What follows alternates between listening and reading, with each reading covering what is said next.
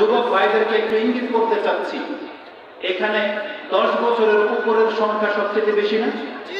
হ্যাঁ, কাদের বয়স 10 থেকে 20 বছরের মধ্যে আছেন একটু কষ্ট করে হাত তুলবেন। শুধু যাদের বয়স 10 থেকে 20, 10 থেকে 20, আলহামদুলিল্লাহ। আপনারা কি লক্ষ্য করেন 10 থেকে 20?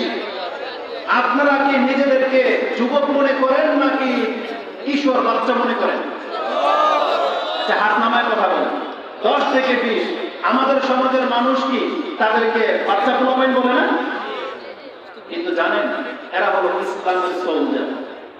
রাসূলুল্লাহ সাল্লাল্লাহু আলাইহি ওয়াসাল্লামের যুগের যে সোলজারের কথা আপনি শুনেন, মুজাহিদ, এরা ছিলেন তারা এই 10 থেকে 20 বছরের যুবক।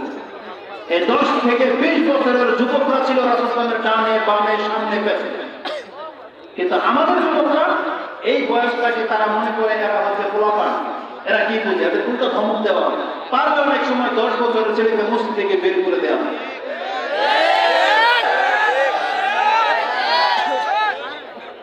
আচ্ছা, যদি ঠিক হয় তাহলে একসাথে বলেন, ঠিক না বেঠিক?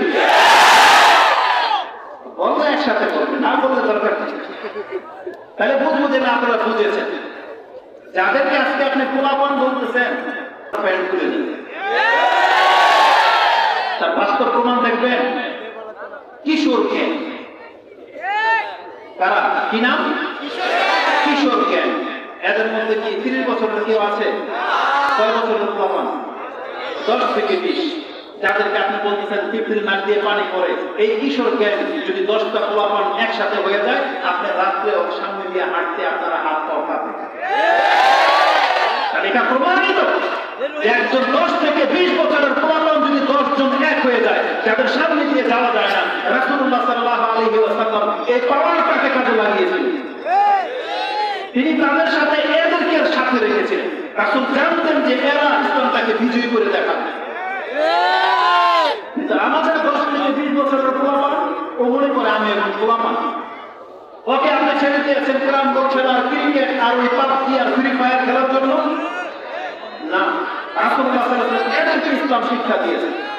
এদের মতন ব্যক্তিদেরকে আব্দুল ইবনে আব্বাস, যার বয়স মাত্র 5 থেকে 6, তিনি বলতেছেন কুনতু মা নবী সাল্লাল্লাহু আলাইহি ওয়াসাল্লাম, আমি রাসূলুল্লাহ সাল্লাল্লাহু আলাইহি ওয়াসাল্লামের একদিন সাথে ছিলাম বা পেছনে ছিলাম। তিনি আমাকে শিক্ষা দিচ্ছেন, ইয়া গোলাম ইন্নী মুআল্লিমুকা কালিমা ইহফাজিল্লাহ ইয়াহফাজুক ইহফাজিল্লাহ তাজিদহু তুজাহা ইযা সাআলতা ফাসআলিল্লাহ ওয়া ইযা ইসতাআনতা ফাসতাঈন বিল্লাহ।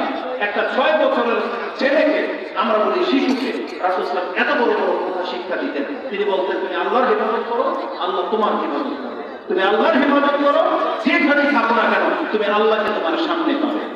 কিন্তু আমরা কি আমাদের বাচ্চাদেরকে কথা শেখাতে পেরেছি?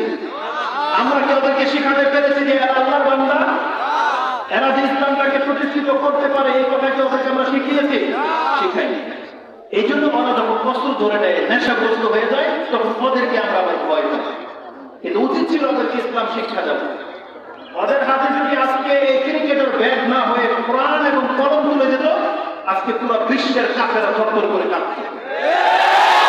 কিন্তু আজকে আমাদের মুসলিম সন্তানগুলোকে এই ছোট থেকে কেজি থেকে নিয়ে একবার মাস্টার্স ইউনিভার্সিটি পর্যন্ত এমন কোনো সাবজেক্ট নাই যেখানে বিসমিল্লাহির রহমানির রহিম লেখা আছে।